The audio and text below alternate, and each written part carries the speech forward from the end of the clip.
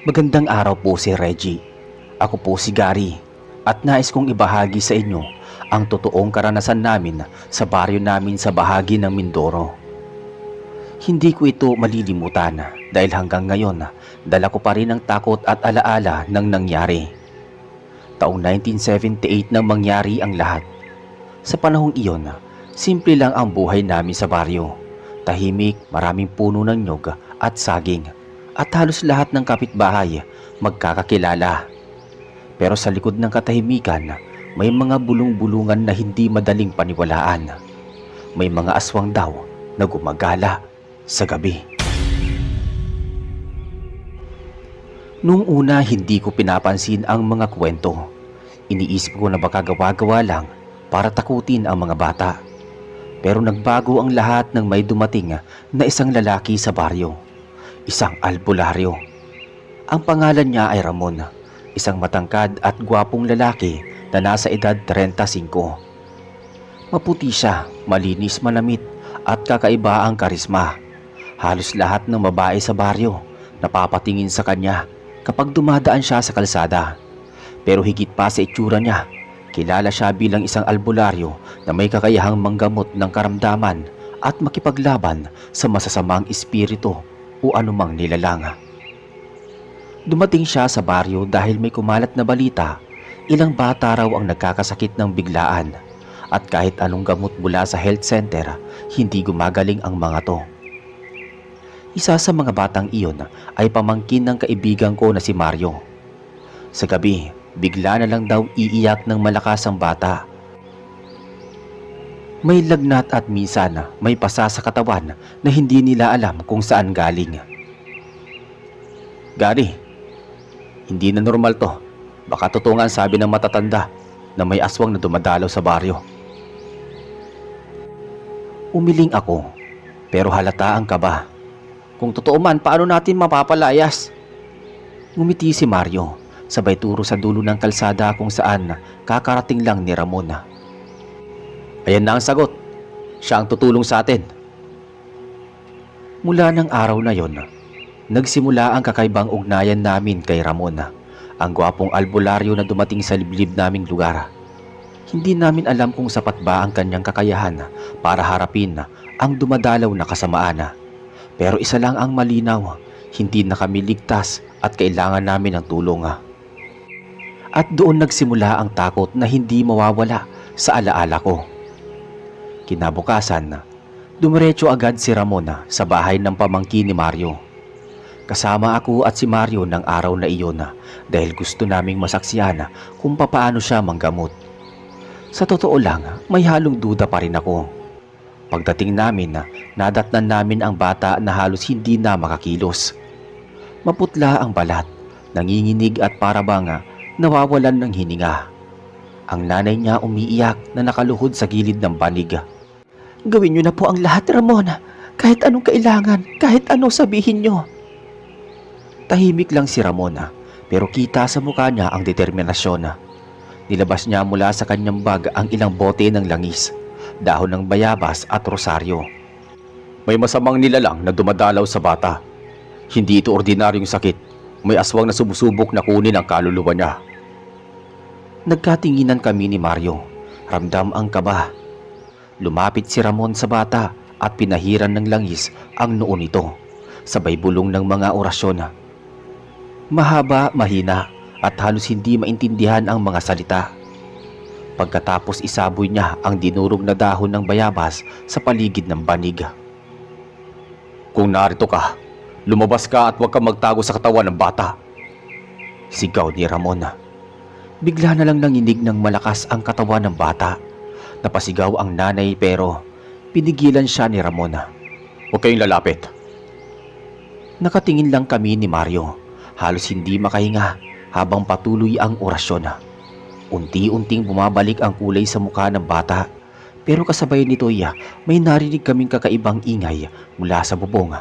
Parang kaluskos ng kuko sa kahoy. Gary, narinig mo ba? Pabulong na tanong ni Mario. Oo, Mario. Sagot ko, nanginginig ang tuhod. Tumigil si Ramon sa pagdarasal. Tumingin sa bubong at sumigaw. Walang lugar dito para sa'yo. Hindi mo makukuha ang batang to. Pagkasabi niya, biglang umalingaw-ngaw ang malakas na huni ng mga aso sa paligid at may narinig kami mabilis na yabag na tumalon mula sa bubong palayo sa bahay. Maya-maya, napahinga ng malalim ang bata. Tulog na parang walang nangyari. Pero buhay at maayos na ang paghinga. Umiyak ang nanay at niyakap ang anak. "Salamat, Ramon. Salamat." Ngumiti lang si Ramon. "Babalik siya at kapag bumalik siya, hindi lang bata ang kanyang pupuntiryahin," sabi ni Ramon. Paglabas namin ng bahay, lumapit si Mario sa akin. "Gary, ngayon ko lang naramdaman to. Totoo pala talaga ang mga kwento na matatanda. May aswang dito sa baryo natin." Hindi ako nakasagot. Ang isip ko'y puno ng kaba.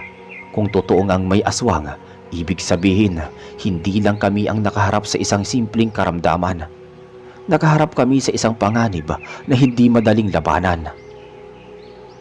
At mula noon, nagsimula na ang walang tigil na pag-atake ng takot sa bawat gabi.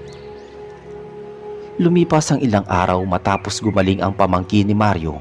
Akala namin tapos na ang lahat, pero doon pa lang pala magsisimula ang mas malala.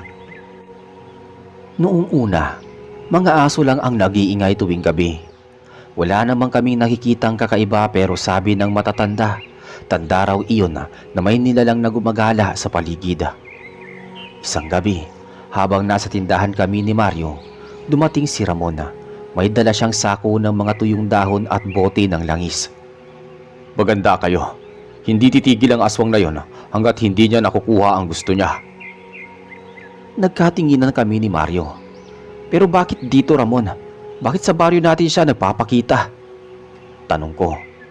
"May bago kasing pumasok na pamilya dito. May nagmamay-ari ngayon ng malaking manggahan sa dulo ng sityo. At pakiramdam ko, hindi sila ordinaryong tao." Biglang sumabat si Mario. "Bakit mo nasabi?" Tahimik lang si Ramon bago saglit na nagsalita. "Hindi ako basta nagbibintang, pero ilang gabi na akong nakikita ko silang gumagala. Hindi sila gising sa araw, pero sa gabi, parang laging may binabantayan." Kinilabutan ako.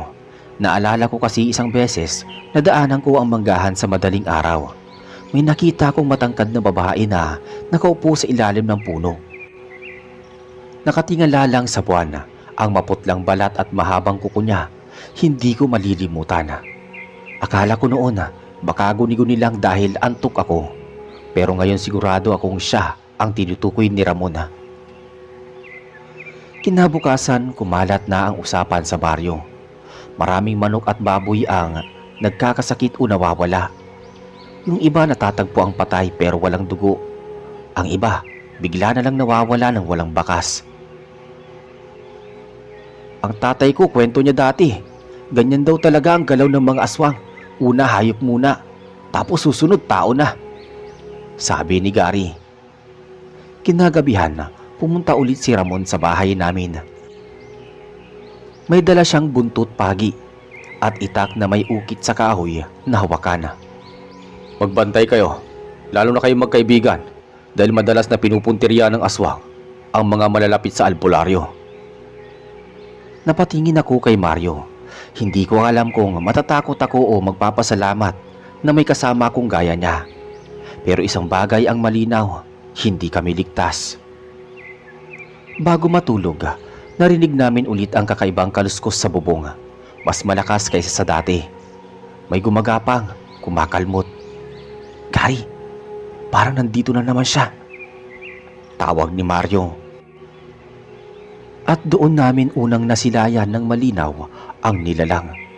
Mula sa may bubungan, bumungad ang isang babaeng mahaba ang buhok, maputla ang balat at may mata na kumikislap na kulay pula.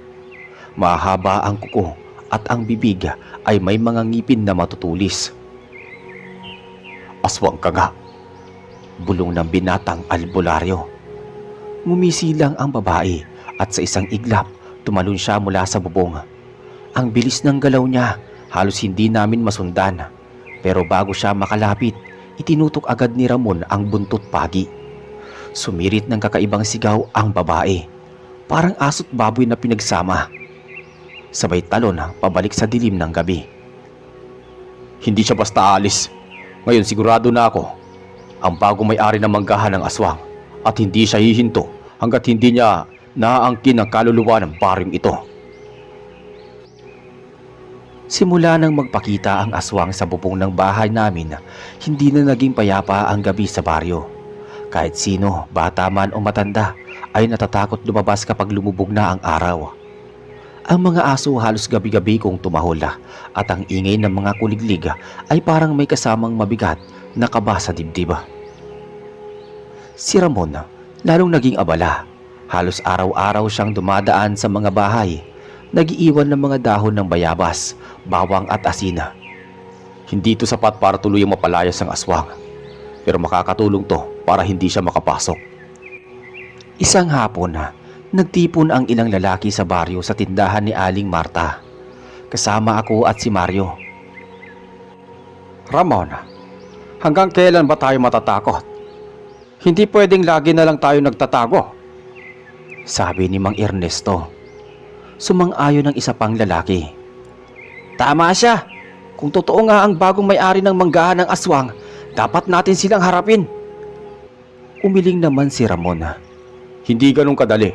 Ang mga nilalang na iyon, hindi mo basta malalabanan ng itak o baril lang. Kailangan natin ng tamang paghahanda. Sumabat si Mario.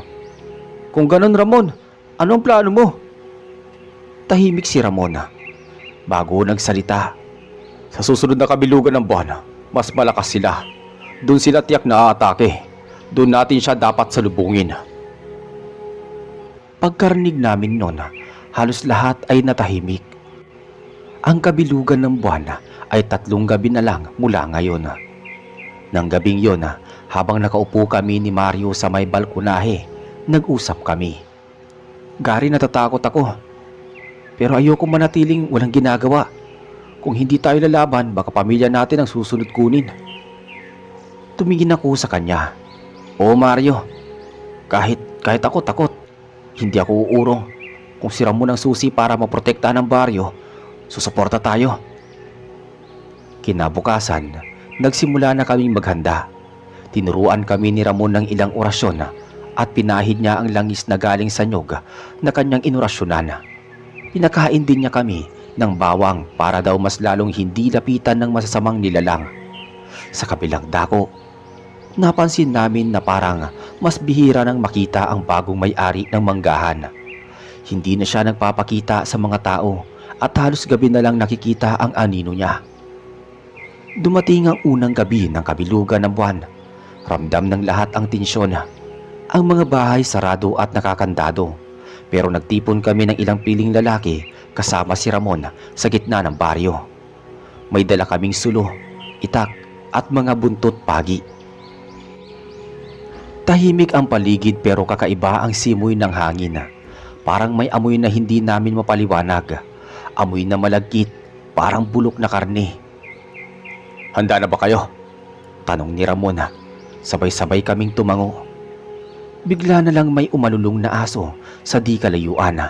Kasunod noon ay malakas na kaluskos sa mga puno ng manggahan. Ang mga sulo ay tila naglalaro ang apoy sa lakas ng hangin. At yan na siya, bulong ni Ramon. Mula sa dilim, lumabas ang aninong matangkad. Ang babae mula sa manggahan, nakangiti ng malupit at ang mga mata niya ay kumikislap sa pula. Hindi kayo makakatakas, sabi ng nilalang. Lumapit siya sa gitna ng baryo. Hindi man lang natatakot sa dami namin. Tinutok ni Ramon ang buntot pagi sa kanya. Hindi mo maangkin ang baryo na ito, sigaw ni Ramon. Ngumisilang ang aswang. Subukan niyo. At sa isang iglap, mabilis siyang sumugod. Sumugod ang aswang sa gitna ng baryo. Ang bilis ng galaw niya, halos hindi makita ng mga mata namin. Ang iba sa mga kasama napapaatras sa takot, pero si Ramon hindi natinag. Itinaas niya ang buntot pagi at sumigaw ng dasal habang hinaharang ang papalapit na aswang. Lumayo ka! Sigaw ng albularyo. Nabangga ng buntot pagi ang braso ng aswang at agad itong nagliyab na parang sinunog ng apoy. Napasigaw siya pero imbis na umatras, lalo siyang nangalit. "Ramon, sa likod mo!" sigaw ni Mario. Muntik nang tamaan si Mario ng matulis na kuko ng aswang pero mabilis siyang nakaiwas. Ako naman, buong lakas kong inihampas ang itak ko pero parang bakal ang balat niya. Hindi man lang nagmarka. "Buntot pagi lang ang makakapasok sa kanya," sigaw ni Ramon habang patuloy ang kanyang dasala.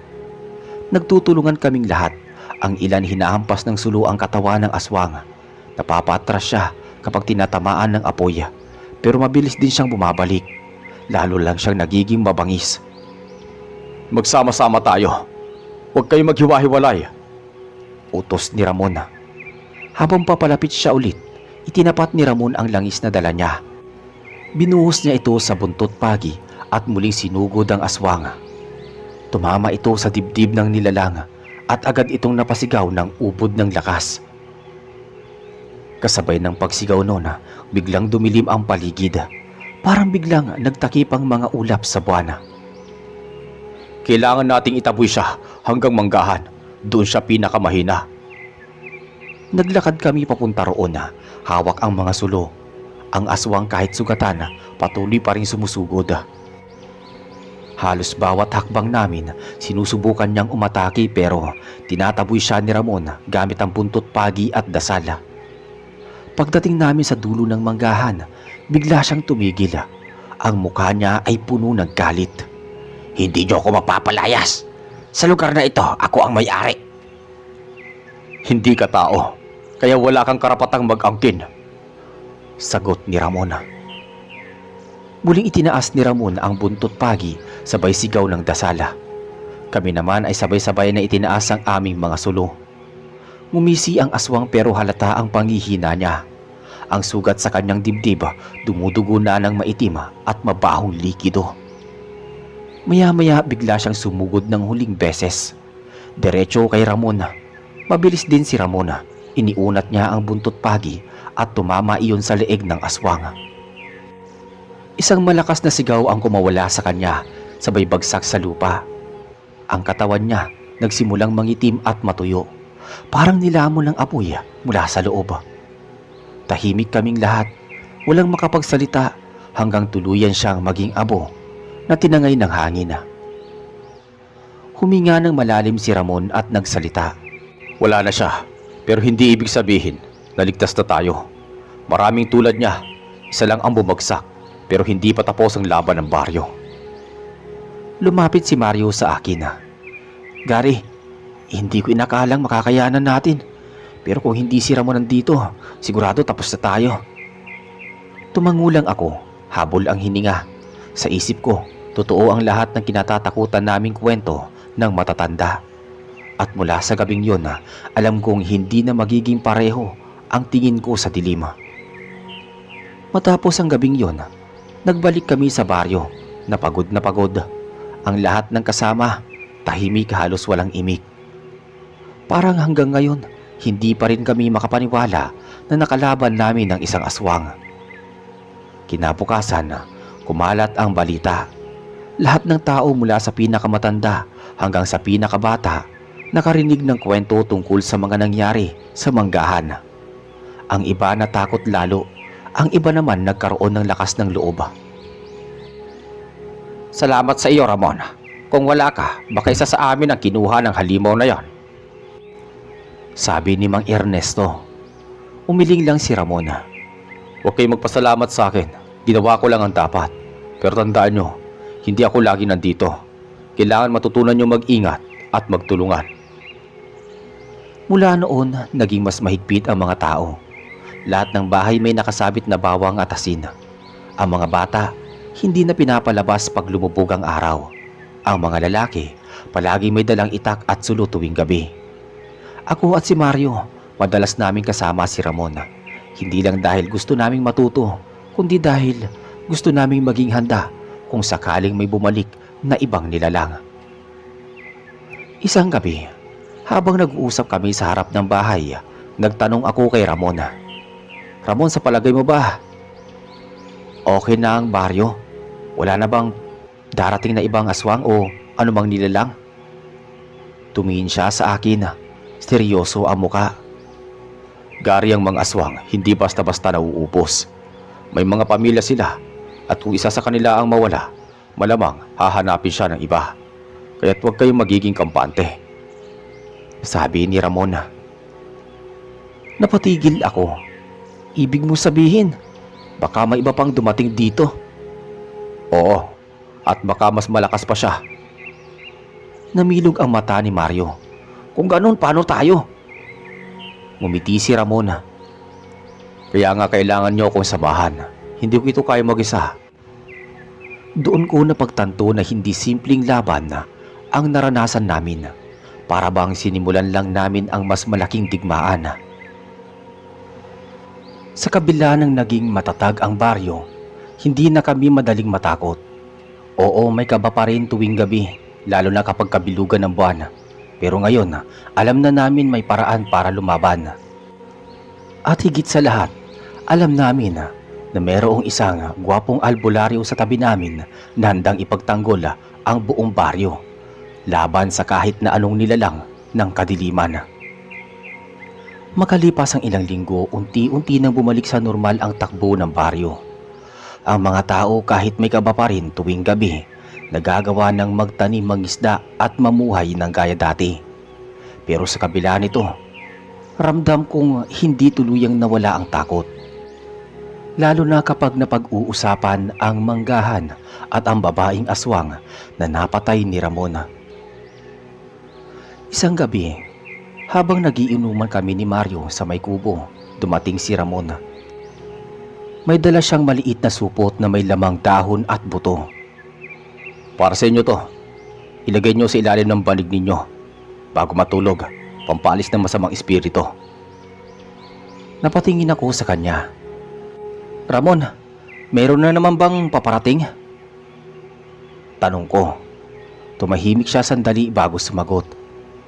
Nararamdaman kong hindi pa tapos ang lahat-lahat ng to. At malakas ang kutob ko, meron pang darating. Kinabukasan, may dumating na balita mula sa kabilang sityo. May magsasakang natagpo ang patay sa kanyang kamalig. Ang katawan halos walang dugo at ang balat parang pinilas ng matulis na kuko.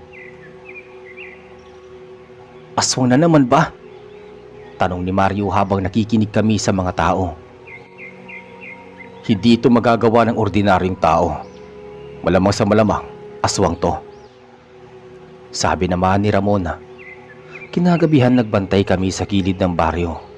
May dala kaming sulo, buntot pagi at asina. Tahimik ang paligid pero iba ang simoy ng hangin. Mabigat, nakakasakala. Bigla na lang may malakas na huni ng paniki. Pagtingala namin, may dumaan sa ibabaw. Mas malaki kaysa sa normal at mabilis na lumipad patungo sa manggahan.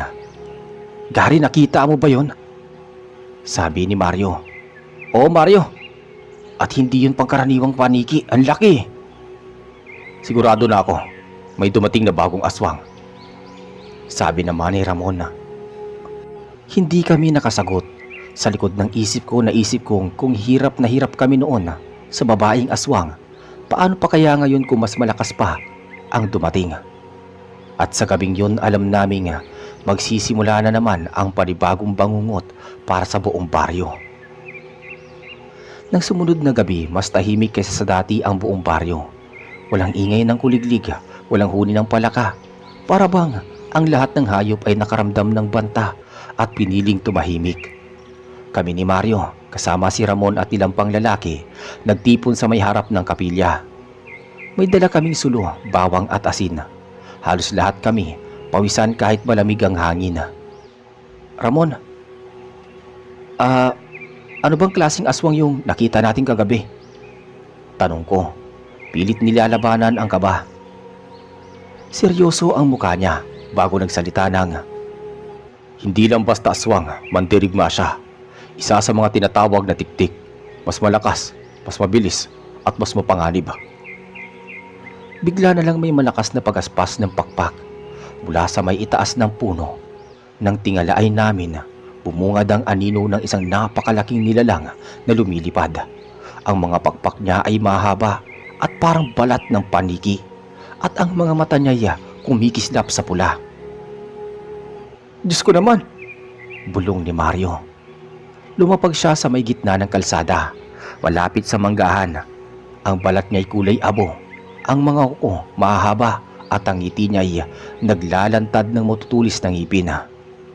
"Mga hangal, pinatay niyo ang isa sa amin. Ngayon babayaran niyo ng buhay."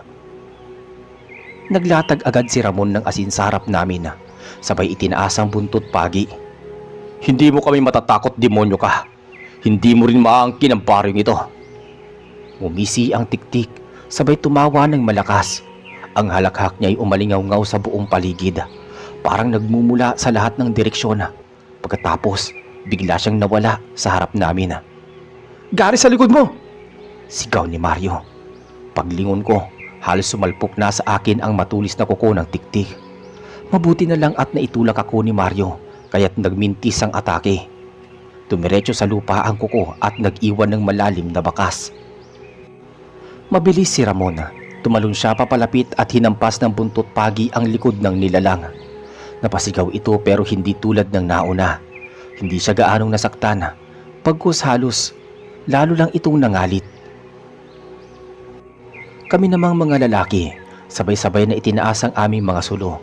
Sinubukan naming palibutan ang tiktik pero mabilis siyang tumalon pataas, sabay lumipad ng paikot-ikot sa ere. "Hindi siya madaling talunin, pero bawat nilalang may kahinaan. Kailangan lang natin siyang pabagsakin." Nilingon ako ni Mario. Takot na takot ang mga mata. "Gary, kung hindi natin ito makakaya, baka lahat tayo susunod." Hindi ko alam kung saan ko hinuhugot ang lakas ng loob, pero mahigpit kong hinawakan ang aking sulo. "Kaya natin to, Mario. Hindi tayo pwedeng umatras ngayon." At sa gabing yun, nagsimula ang mas mabagsik na mas nakakatakot na laban kaysa sa nauna naming hinarap. Sumugod ang tiktik mula sa ere, paikot-ikot na parang naglalaro bago umatake. Ang hangin ay lumalakas tuwing dumadaan siya sa ibabaw namin, at ramdam ko ang bigat ng presensya niya. "Handa na ba kayo?" sabi ni Albularyo. Ako at si Mario, sabay naming itinapat ang mga sulo. At ang ibang kasama naman, naglagay ng asin sa lupa bilang proteksyon. Biglang bumagsak ang tiktik sa loob mismo ng pinalibutang asin. Nabuwal ang isa sa mga lalaki, napatras sa takot. Itinaas ng tiktik ang matulis na kuko at halos matamaan siya. Pero agad siyang nahila ni Ramon palayo. "Huwag kayong lalapit ng walang proteksyon," sigaw ng albularyo. Sumugod ako hawak ang sulo at inihampas ko sa katawan ng tiktik. Sumiklab ang apoy sa kanyang balat at agad siyang umatungal ng malakas. Pero mabilis niyang sinunggaban ang sulo at tinapon sa malayo. "Gary, mag-iingat ka!" sigaw ni Mario. Sinamantala ni Ramon ang pagkakataon. Nilapit niya ang buntot pagi sa dibdib ng nilalang at nagsimulang magdasal ng malakas. "Sa ngalan ng magkapal, sa liwanag ng araw, mawala ka!" Napasigaw ang tiktik, pero hindi siya bumagsak. Bagkus tinulak niya si Ramon ng malakas at muntik na itong matumba. Lumapit ako kay Ramon. "Ramon, hindi ba't kahinaan nila ang buntot pagi? Bakit parang hindi sapat?" "Mas malakas siya kaysa sa nauna. Kailangan natin siyang pabagsakin at itali sa lupa. Doon lang natin siya tuluyang mapipinsala." Nagkatinginan kami ni Mario. "Gary, sabay tayo," bulong niya. Sabay kaming sumugod na hawak ang natirang sulo. Habang lumilipad ang tiktik, tinapon namin ang mga sulo sa pakpak niya. Tumama ang isa sa kaliwa at sumiklab ang apoy.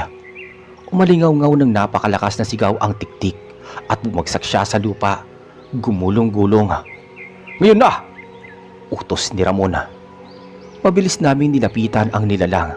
Si Ramon itinusok ang buntot pagi sa dibdib niya, habang kami naman ay naglatag ng asin sa paligid at pinako ang kanyang mga pakpak gamit ang kahoy na may langis at apoy. Umalulong siya. Kumakadyot pero hindi na makawala. "Hindi niyo ako matatalo. Marami pa kaming darating. Tandaan ninyo, mauubos din kayo." Pinikit ni Ramon ang kanyang mga mata. Nagpatuloy sa orasyon at unti-unting nagsimulang mangitim at matuyo ang balat ng tiktik. Hanggang sa huling sigaw niya, naging abo rin ito at tinangay ng hangin gaya ng nauna. Tahimik ang lahat. Wala ni isa ang makapagsalita agad. Ramdam ko ang panginginig ng katawan ko. Hindi lang sa takot kundi pati sa pagod. Si Ramon ang unang nagsalita. Nagapi natin ang kalaban, pero tandaan niyo ang sinabi niya. Hindi lang siya ang huling darating. Napatingin ako kay Mario. Sa mga mata niya, nakita ko ang parehong takot at tapang. At doon ko naisip simula pa lang ito ng mas matinding labanan. Matapos naming mapuksa ang tiktik, naglakad kami pa uwi ng baryo. Tahimik lang ang lahat, walang nagsasalita. Ang tangi maririnig ay ang lagaslas ng ilog at hampas ng hangin sa mga puno. Ramdam ko ang bigat at iniisip ni Ramona habang hawak pa rin niya ang buntot pagi na tila kumikislap pa ng bahagya. Pagdating sa baryo, sinalubong kami ng mga tao. Nagtatanong sila kung okay na ba ang lahat, kung ligtas na ba sila. Ligtas na muna ngayon, pero hindi ito ang katapusan. Kailangan nating maghanda sa susunod. Malay natin, anumang oras, may darating na panganib. Si Mario agad na kinausap ang mga kapitbahay. Mga kasama, tulungan nyo kami. Maglatag tayo ng asin sa paligid ng baryo. Maghanda ng bawang at langis. Hindi natin alam kung kailan babalik ang mga aswang na yon. Sumang-ayon ang mga tao. Kahit bakas pa rin sa mga mukha nila ang takot. May ilan pa na halos hindi makapaniwala na nakaharap namin ang isa na namang aswang. Lumapit sa akin ng isang matandang babae, si Aling Rosa. Gary, totoo ba? Dalawa na ang napatay nyo, pero bakit parang dumadami pa sila? Hindi ako kaagad nakasagot sa matanda. Tumingin muna ako kay Ramona. Siya ang sumagot. Kapag nasaling mo na ang teritoryo nila, nagagalit sila. At ngayon, alam na nila na lumalaban ang baryo. Kaya mas lalo na sila magpapadala ng mga kampon nila. Namilog ang mga mata ng mga tao. Ang iba nagsimula nang mag-impake ng gamit. Umalis na lang tayo rito! Mungkahi ng isang lalaki. Kung aalis kayo, saan kayo pupunta? Hindi nyo matatakasan ng mga to. Kahit saan kayo makarating, susundan kayo. Ang tanging paraan ay harapin sila. Tahimik ang lahat nang marinig ang sinabi ni Ramona. Wala nang sumagot. Kinagabihan, nagtipon-tipon kaming muli sa gitna ng baryo. Doon nagsimula si Ramona. Nagturo ng mga simpleng paraan ng pagprotekta sa sarili. Una, gumawa kayo ng langis na may bawang at dahon ng bayabas. Ipahid nyo to sa mga bintana at pintuan. Hindi sila basta-basta makakapasok. Pangalawa, laging may asin sa paligid. Hindi sila makakatawid kung buo ang guhit. At ang pangatlo, ang lakas ng loob nyo. Kapag natatakot kayo, mas lalo silang lumalakas. Kaya matutong manindigan. Nagkatinginan kami ni Mario habang nakaupo sa tabi ng apoya. Gary, parang hindi normal ang buhay natin. Dati tahimik lang dito, ngayon gabi-gabi na tayong naghahanda. Parang may gera. Sumagot ako sa kanya. Oo Mario, pero sa tingin ko, ito na ang kapalaran natin eh. Kailangan natin tulungan si Ramon. Kung hindi tayo lalaban, ay sino pa ba? Tumango siya pero bakas sa muka ang pag-aalala. Kinabukasan, nagsimula nang magtulungan ang mga tao. Ang mga lalaki naghukay ng mga hukay na may kawayan at patibong sa gilid ng baryo. Ang mga babae naman, naghalo ng langis at nagsabit ng bawang sa mga bintana nila. Ang mga bata tinuturuan kung saan sila tatakbo kapag may panganib. Si Ramon araw-araw na nag-uurasyon sa gitna ng baryo. Ang boses niya'y umaalingaw-ngaw at kahit hindi ko maintindihan lahat ng salita, ramdam ko ang lakas na dulot nito. Ngunit isang gabi, habang nagbabantay kami ni Mario, nakarinig kami ng malakas na sigaw mula sa kabilang dulo ng baryo. Tumakbo agad kami papunta roon at tumambad sa amin si Aling Rosa, nanginginig at nakaturo sa bubong ng kanyang bahay. Doon may anino nakatingin sa amin. Nilingon namin ang bubong at sandaling lumitaw ang hugis ng isang nilalang na nakaluhod, nakangisi bago muling naglaho sa dilim. Lumapit si Ramon hawak ang buntot pagi. Hindi sila titigil. Hindi lang tiktik ang haharapin natin. Mas marami pa. Lalong lumalim ang takot sa dibdib ko, pero sabay na nararamdaman ko rin ang bigat ng desisyon. Sa isip ko, ito ang laban na hindi namin matatakasan. Lumipas ang ilang araw na puro pagbabantay ang ginagawa namin. Parang hindi na natutulog ang buong baryo. Palit-palit lang ang mga tao sa pagbabantay sa gabi. Ako, si Mario at si Ramon ang laging magkakasama sa pagbibigay ng tapang sa mga tao. Isang gabi, habang nakaupo kami sa tapat ng apoy, napansin kong tila may kakaibang lamig sa paligid. Hindi ito karaniwang simoy ng hangin sa bundok. Mas mabigat, mas nakakakilabot. Gary, nararamdaman mo ba? Tanong ni Mario, sabay tingin sa paligid. Oo, sagot ko naman. Si Ramon naman agad na nagsindi ng isang malaking kandila at nagsimulang umag-orasyon. Huwag kayong gagalaw, malapit na siya. Mula sa dilim ng kagubatan, may lumabas na isang napakalaking nilalang. Hindi ito tiktik, kundi isang sigbin. Payat ang katawan, mahaba ang leeg at nakayuko ang lakad na parang baliktad. Ang mga mata niya ay pula at nagliliwanag at bawat hakbang niya ay parang may kasamang dagundong. Ibang klaseng sigbin to. Ito ang sigbunan, ang pinakamalaking lahi ng sigbin. Napatigil ang lahat ng tao. May mga babae na agad na nagtakip ng mga bata. Diyos ko! Bulong ng isang matandang babae. Sigbin, mas mabangis kaysa sa tiktik. Isa siya sa mga kinatatakutan ng lahat. At isa pa, ito ang pinakamalaking lahi nila. Suminghal ang sigbin at sa bilis ng paggalaw niya, halos hindi namin nasundan nang bigla siyang sumugod sa papunta sa baryo. Sa isang iglap, nadagit niya ang isang lalaki at halos matanggal ang ulo nito kung hindi lang nahila ng iba palayo. Mga sulo, ilawan ninyo! Sigaw ni Mario. Agad kaming kumilos. Tinaas namin ang mga sulo at tinutok sa nilalang. Umuurong siya tuwing nasisikatan ng apoy, pero mabilis siyang umiikot, naghahanap ng masisila. Hindi sapat ang apoy, sigaw ko. Sumagot si Ramon. Kailangan natin siyang mapabagsak. Ako na ang bahala sa kanya. Buntot pagi ko ang tatapos sa kanya. Nagtulungan ang mga lalaki. Gumamit sila ng makapal na lubid na may balot na asina. Habang nililito namin ang sigbin gamit ang apoy, dahan-dahan naman nilang iniikot ang lubid sa kanya. Pero napakalakas ng sigbin. Sa isang iglap, nakawala siya at tinapon ang dalawang lalaki palayo. Gary, bantayan mo ang kaliwa! Utos ni Ramon. Tumakbo ako dala ang sulo at itinapat sa harap ng sigbin. Nagliyab ang mukha niya nang tamaan ng apoy at umatungal siya ng malakas. Doon pumasok si Mario, hawak ang isa pang lubid na may asin. Mabilis niyang ibinalot iyon sa isang paa ng sigbin. Kasabay noon, sumugod si Ramon at itinusok ang buntot pagi at pinagampas sa batok ang halimaw. Napaungol ang sigbin, halos mabuwala. Ngayon, higpitan niyo ang hawak! Sigaw ni Ramon. Sabay-sabay kaming humila ng lubid. Unti-unting bumagsak ang nilalang. Nagwawala, sumisipa at gumagala ang mga mata na parabang nag-aapoy. Sigaw ng sigbin. Tinig niya'y parang boses ng tao na nakabaliktad. Lalamunin namin ang baryo niyo! Wika ng sigbin na nagawang makapagsalita dahil ang uri niya ang tinatawag na sigbunan. Mataas na uri ng sigbin o minsan namumuno na talaga sa mga hanay ng sigbin.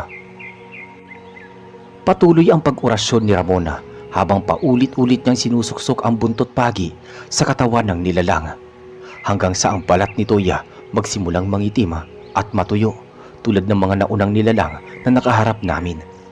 Sa huling hiyaw niya, bigla itong nagliyab at naging abo na lang ang natira.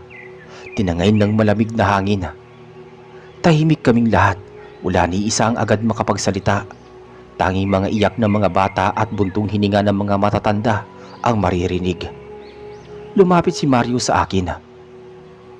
Gary, kung sigbin na ang sumunod na, sumugod dito. Ano pa kayang susunod? Tumingin ako kay Ramon. Nakayuko siya at bakas sa muka ang bigat ng iniisip. Pagkatapos ng laban sa Sigbin, halos buong baryo ay hindi makapaniwala na nalampasan na naman namin ang isa pang gabi ng kababalaghan. Ngunit hindi rin nagtagal ang katahimikan. Ang takot ay dumoble. Ang mga tao ay nagsimulang magtanong, hanggang kailan kami makakaligtas? Hanggang saan kayang gawin ni Ramon ang mga bagay na ito? Si Mario at ako, parang pinoprotektahan na lang namin ang buong baryo. Nagtipon kaming lahat sa gitna ng baryo. Si Ramon ang nagsalita. Mga kasama, hindi ko kayo tinatakot. Pero ang nakita natin kanina ay patunay lang na mas malalaki at mas mababangis ang mga darating. Kailangan natin maghanda. Hindi lang ngayong gabi kundi araw-araw. Tumango ang mga tao, ngunit baka sa kanilang mga mukha ang pagod ang pangihina. Lumapit sa akin si Mario. Gary, parang hindi na natatapos to ah. Baka tama si Mang Isko. Baka mas mabuti na lang na lumikas tayo. Mario, sinabi ni Ramon, kahit saan tayo pumunta susundan nila tayo. Mas mabuti kung lumaban na lang tayo kaysa lumikas. Napabuntong hininga siya. Oo nga, pero Gary, natatakot ako para sa pamilya ko. Pareho tayo, sagot ko. Kinagabihan nagpalit kami ng pwesto sa pagbabantay. Ako at si Mario ang naka-duty sa gilid ng sapa. Ang ilaw ng buwan ay halos natatakpan ng makapal na ulap. Tahimik ang paligid, tanging huni ng kuliglig ang maririnig. Bigla nakarinig kami ng kaluskos mula sa kakahuyan. Pareho kaming napalingon. Mario, narinig mo yon? Bulong ko sa kanya. Oo, maganda ka, sagot niya. Mula sa dilim, may mga matang kumikislap. Isa, dalawa, tatlo, hanggang sa napansin namin napapalibutan na pala kami ng mga nilalang. Mga nilalang na payat, mahaba ang buhok at may matutulis na ngipin. Mga aswang na pawang sabik sa dugo. Diyos ko, yan na naman sila. Aatras ka, Mario. Tawagin mo si Ramon, sigaw ko. Agad siyang tumakbo pabalik sa baryo para humingi ng tulong. Ako naman ay nananatili, hawak ang sulo at pilit na itinataboy ang mga unti-unting lumalapit na mga demonyo. Nakarating kaagad si Ramon kasama ang ilang lalaki. Nakaayos na ang mga sulo, asin at buntot pagi. Mga kasama, huwag kayong matakot. Kaya natin sila, sigaw ni Ramon.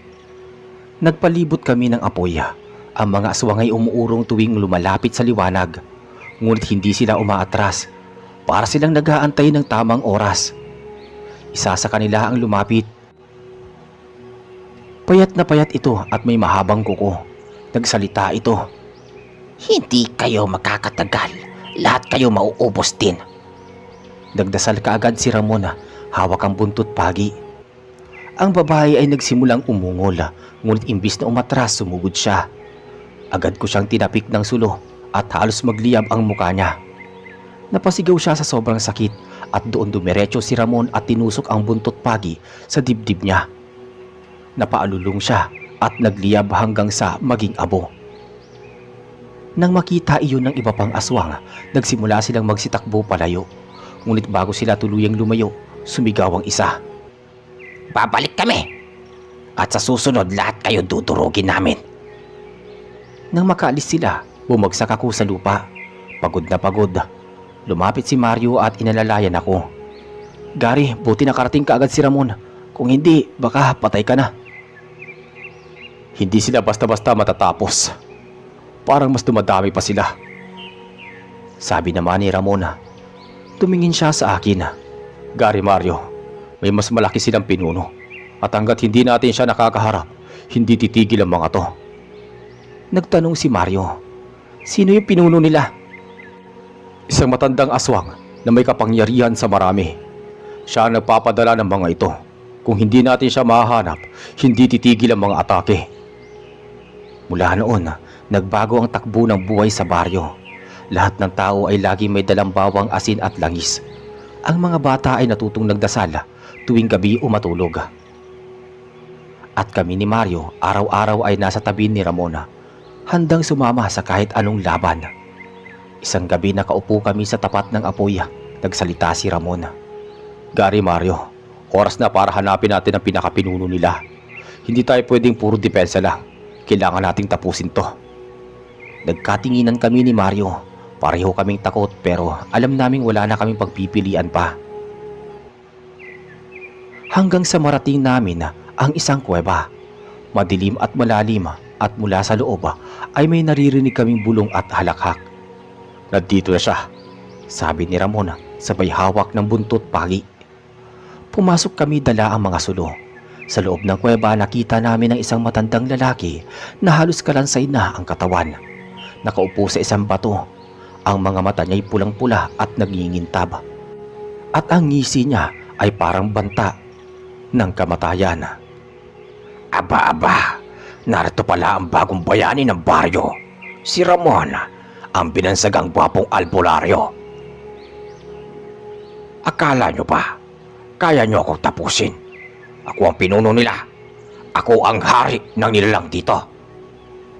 Umangat ang kanyang mga kamay at biglang lumitaw ang 12-dosenang aswang mula sa dilim ng kuweba. Napapaligiran kami. Gary Mario, huwag kayong bibitaw. Sumugod ang mga aswang. Labanan ng apoy, asin dugo ang sumunod. Ang buong kuweba ay napuno ng sigawan at alulong. Si Ramon ay patuloy sa pag-uorasyon habang paulit-ulit niyang tinutusok ang buntot pagi sa sino mang makalapit.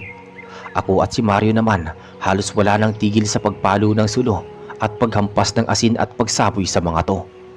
Hanggang sa harapin na mismo ni Ramon ang pinuno ng aswang. Mabilis ang kanilang palitan. Ang matanda ay napakalakas kahit butot balat na at bawat hampas ng kamay niya ay parang may kasamang hangin na tumatalsik sa amin. Hindi mo ako matatalo, Ramon. Ako ang may-ari ng lahat ng nilalang dito. Pero hindi umatras si Ramon. Sa huling pagkakataon, itinodo niya ang orasyon. Itinusok ang buntot pagi sa dibdib ng matanda at sabay sabi nga, sa ngalan ng may kapal, dito na magtatapos ang iyong kasamaan, demonyo ka. Umungol ang matanda. Gumalaw ng gumalaw hanggang sa ang buong katawan niya ay nagliyab. Ang lahat ng aswang ay nagsigawan. Nagtakbuhan nang tuluyang maging abo ang kanilang pinuno. Naglaho din sila na parang usok. Tumahimik ang kuweba. Wala ni isa ang gumagalaw. Lumapit ako kay Ramon, hingal na hingala. Huminga siya ng malalim. Sa wakas, natuldugan na rin lahat at naputol na ang lahat ng kasamaang nagaganap sa baryo. Lumapit si Mario at tumango. Salamat, Ramon. Kung wala ka, baka matagal na kaming patay lahat. Ngumiti si Ramon kahit pagod na pagod. Hindi ako mag-isa. Kung wala kayo, hindi ko rin magagawa to. Pagbalik namin sa baryo, sinalubong kami ng mga tao. Umiiyak sila sa tuwa, niyakap kami at nagpasalamat. Ang buong baryo ay muling naging payapa. At sa unang pagkakataon, matapos ang matagal na panahon, nakatulog kaming lahat ng mahimbing. Walang kaba, walang takot.